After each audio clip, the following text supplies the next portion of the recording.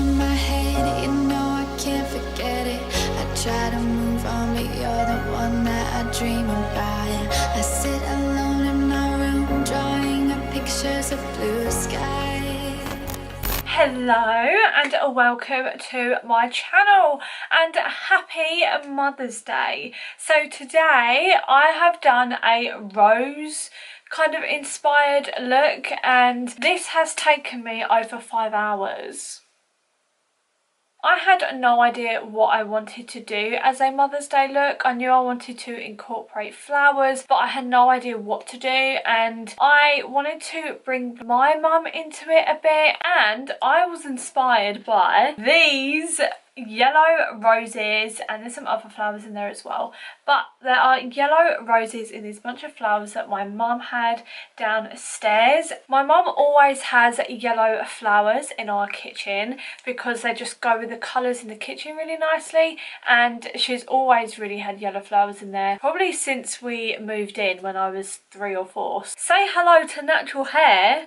I do not remember the last time I did a makeup look using my natural hair and not a wig, so hi to the blonde. But anyway, this is a really long intro. If you would like to see how I created this Mother's Day inspired yellow rose makeup look, then please keep watching. Like I do in most of my looks, I get a white eyeliner pencil and sketch out the design on my face and my neck and chest. I then go over it with a light green face paint, and then I also use different colour greens as well to give the vines of the roses a bit more depth and look like they're twisted and kind of winding around my body. I then start to paint on some leaves coming off of these vines. I don't use one particular green face paint, I use all different colours like I did with the vines. To make these leaves and vines really stand out, I create a shadow using a brown eyeshadow. Using a white eyeliner pencil, I then sketch out a rose on the end of one of these vines. And of course, I fill it in with yellow face paint. I use yellows and oranges, and I just use some browns in there as well to try and give it as much depth as possible.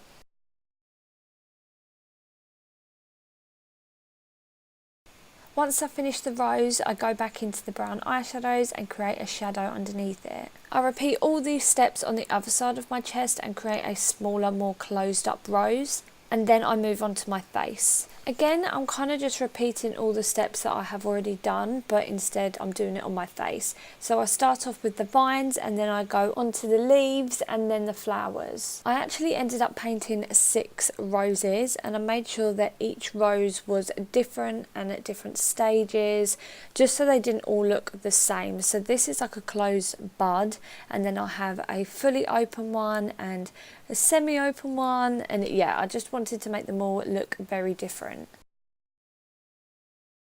For my eyes, I created a spotlight eye using a yellow eyeshadow in the centre and a neon pink eyeshadow on the outer and inner corners. I then also put a little bit of pink highlight on the inner corners of my eyes, and then I applied a bubblegum pink lipstick to my lips, but I did go over them with the eyeshadow that I used on my eyes to make sure that they were the same colour. I also made it look like the vines were coming out of my mouth, so I got a bit of green face paint to carry on the lines over my lips.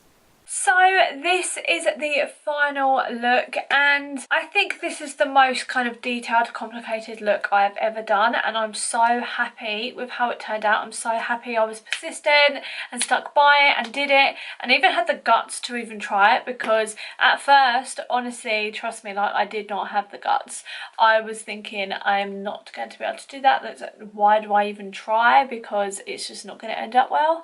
And look, we're here, and they look like flowers, so that's a success surely. If you liked this makeup look, let me know by hitting the thumbs up button down below and that subscribe button if you would like to see more makeup looks like this. If you would like to see more close-up detailed photos, possibly of the flowers and things like that, then make sure you follow me on my Instagram. My name is @Brooke.Ellis_.